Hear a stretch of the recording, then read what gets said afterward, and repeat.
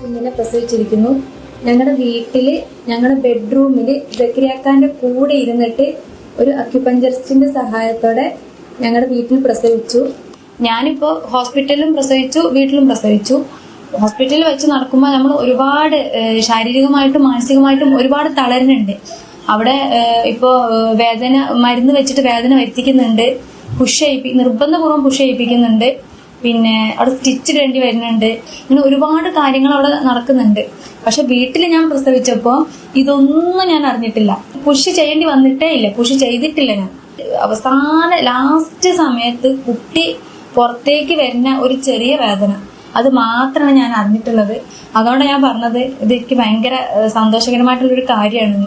ഇത്രയും പ്രയാസങ്ങൾ ഹോസ്പിറ്റലിൽ സഹിക്കേണ്ടി വരുന്നോണ്ടായിരിക്കും അപ്പോ സ്ത്രീകൾക്ക് പ്രസവത്തോടുള്ള ഒരു വിമുഖത എന്നാണ് നീ പറയുന്നത്. അതെ അത് തന്നെയാണ്. ഇങ്ങനെ ഒരുപാട് കഷ്ടപ്പാടുകൾ അവിടെ സംഭവിക്കുന്നുണ്ട്. അതുകൊണ്ട് തന്നെ സ്വാഭാവികമായിട്ടും ഹോസ്പിറ്റലിൽ പ്രസവിക്കുന്ന ഒരു സ്ത്രീ രണ്ടാമതൊന്ന് പ്രസവിക്കാൻ ഉറപ്പായിട്ടും പേടിക്കും. ഇപ്പോൾ ഞാനിവളുടെ ഹോസ്പിറ്റലിലെ പ്രസവം കണ്ടു, അതുപോലെ തന്നെ വീട്ടിലെ പ്രസവം അടുത്ത് ഉണ്ടായി കണ്ട് എനിക്ക് തന്നെ പ്രസവം എടുക്കാൻ സാധിച്ചു.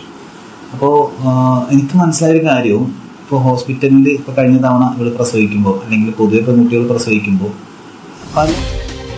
നമ്മളിപ്പോൾ കണ്ട വീടിനുള്ളിൽ പ്രസവം നടത്തി എന്നത് അവകാശപ്പെട്ടുകൊണ്ട് അവർ നൽകുന്ന ഒരു വീഡിയോ സന്ദേശമാണ്. യൂട്യൂബിലും മറ്റും വളരെ സജീവമായി പ്രചരിക്കുന്ന ആ വീഡിയോ ആണ് നമ്മളിപ്പോൾ കണ്ടത്. ഈ വീഡിയോയിൽ അവകാശപ്പെടുന്നത് ആശുപത്രിയിൽ പോയി അതിൻ്റെ സങ്കീർണതകളിലേക്ക് എന്തൊരു പോകണം, വീടിനുള്ളിൽ തന്നെ പ്രസവം നടത്താൻ കഴിയുമെന്നതാണ് അവർ അവകാശപ്പെടുന്നത്. അക്യുപഞ്ചർ ചികിത്സാ രീതിയാണ് ഇക്കാര്യത്തിൽ ഇവർ ഫോളോ ചെയ്യുന്നതെന്നും ഇവർ പറയുന്നു. ഇത്തരമുള്ള നിരവധി ഗ്രൂപ്പുകൾ സമൂഹ മാധ്യമങ്ങളിൽ സജീവമെന്നതാണ് നമുക്ക് മനസ്സിലാവുന്ന കാര്യം. എന്തായാലും പുറത്തു വരുന്ന കണക്കുകൾ ഞെട്ടിക്കുന്നതാണ്. നമ്മൾ തുടക്കത്തിൽ സൂചിപ്പിച്ചതുപോലെ സംസ്ഥാനത്ത് വീടുകൾക്കുള്ളിൽ പ്രസവം നടത്തുന്നവരുടെ എണ്ണം വർദ്ധിക്കുകയാണ്. അതിൽ ഏറ്റവും അധികം മലപ്പുറം ജില്ലയിലാണ് എന്നതാണ് സാഹചര്യം. ആജ്ഞ രവീന്ദ്രൻ നമുക്കൊപ്പം ചേരുന്നു.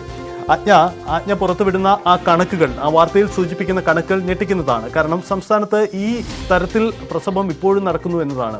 കഴിഞ്ഞ ദിവസമാണ് ആരോഗ്യവകുപ്പ് ഇത് സംബന്ധിച്ച് കൃത്യമായ മുന്നറിയിപ്പുകൾ നൽകുന്നുണ്ട്, വീണ്ടും ഓർമ്മപ്പെടുത്തലുണ്ട്. അടുത്തിടെ നമുക്ക് തിരുവനന്തപുരം ജില്ലയിൽ ഒരു അനുഭവമുണ്ട്, ഒരു യുവതിയുടെ ദുരന്ത വാർത്ത. ഇങ്ങനെ നിരവധി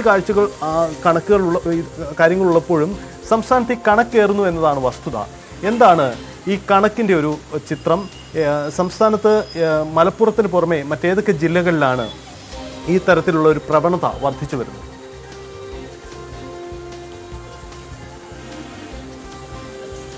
സജിത്ത്, കഴിഞ്ഞ ഒരു 5 വർഷത്തെ കണക്കാണ് നമ്മുടെ കയ്യിലുള്ളത്. ഈ മലപ്പുറത്തിന് മാത്രമാണ് ഈ 1337 പ്രസവങ്ങൾ, അതും ആരോഗ്യ വകുപ്പിന്റെ കൈവശമുള്ള കണക്കാണത്.